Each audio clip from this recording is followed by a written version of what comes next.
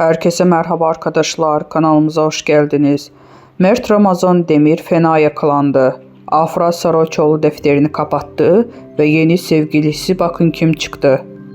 Son olarak Yalı Çapkın'ın dizisinde rol alan ünlü oyuncu Mert Ramazan Demir tatil için Bodrum'u tercih etti.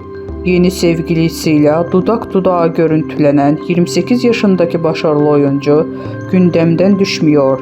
Mert Ramazan Demir sevgilisine dair bir detay dikkat çekti. Pek çok sosyal medya kullanıcısı Mert Ramazan Demir'in yeni sevgilisini bir dönem aşk yaşadığı ünlü oyuncu Afra Saraçoğlu'na benzetirken dikkat çeken bir detay da gün yüzüne çıktı. Mert Ramazan Demir'in yeni aşkının yabancı bir model olduğu ortaya çıktı. Bizden bu kadar arkadaşlar. Videoların devamını gelmesini istiyorsanız kanalımıza abone olmayı unutmayalım. Hoşça kalın.